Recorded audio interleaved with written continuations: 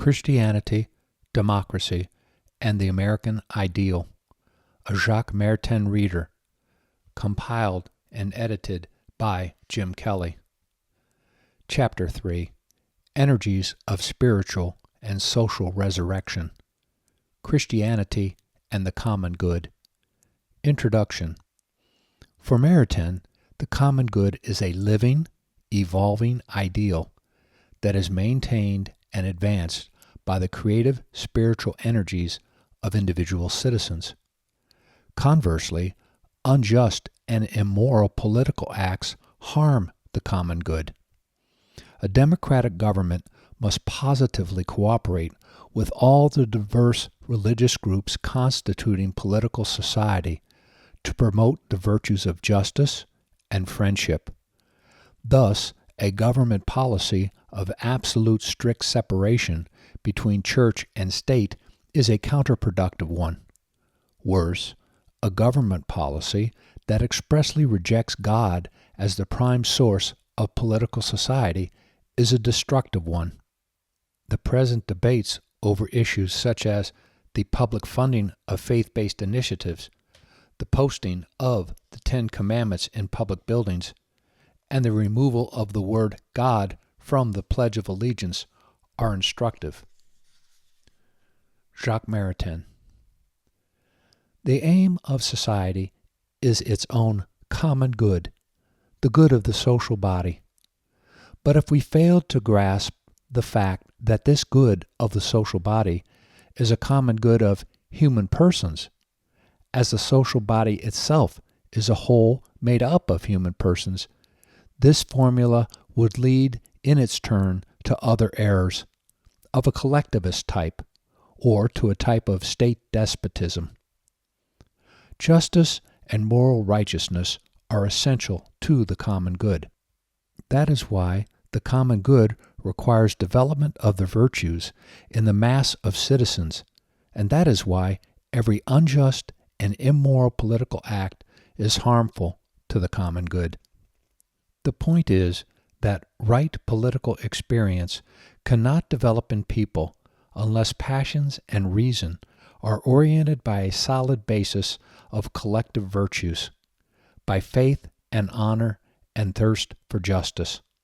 The point is that without the evangelical instinct and the spiritual potential of a living Christianity, political judgment and political experience are ill protected against temptations born of selfishness and fear. Without courage, compassion for mankind, and the spirit of sacrifice, the advance toward a historical ideal of generosity and fraternity is not conceivable. The democratic philosophy of man and society has faith in the inherent goodness and mission of human nature.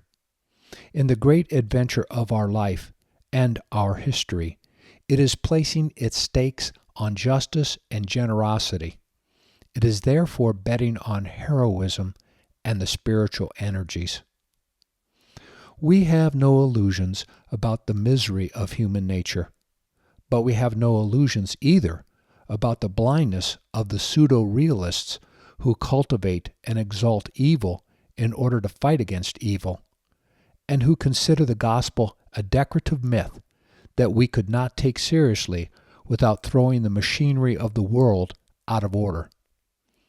To rise above the fatal policies of totalitarianism, we need an awakening of liberty and its creative forces. We need the energies of spiritual and social resurrection, of which man does not become capable by the grace of the state or any party pedagogy, but by a love that fixes the center of his life infinitely above the world and temporal history.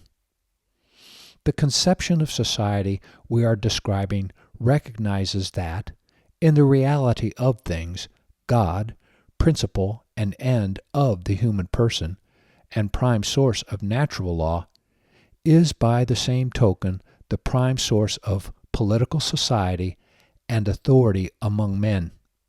It recognizes that the currents of liberty and fraternity released by the gospel, the virtues of justice and friendship sanctioned by it, the practical respect for the human person proclaimed by it, and the feeling of responsibility before God required by it are the internal energy civilization needs to achieve its fulfillment.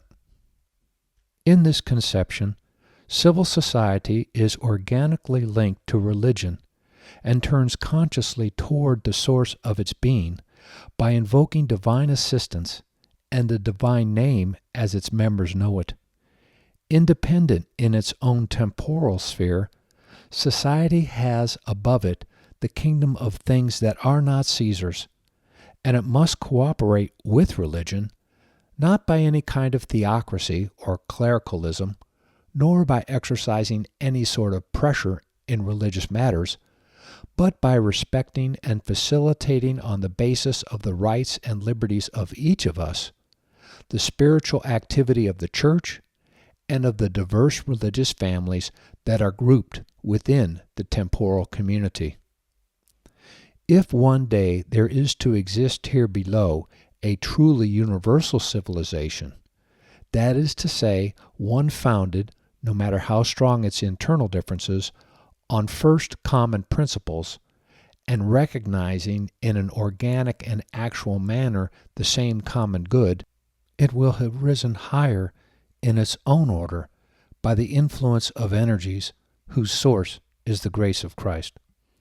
In the perspectives of integral humanism, there is no occasion to choose so as to sacrifice one or the other between the vertical movement toward eternal life, present and actually begun here below, and the horizontal movement whereby the nature and creativity of man are revealed in history.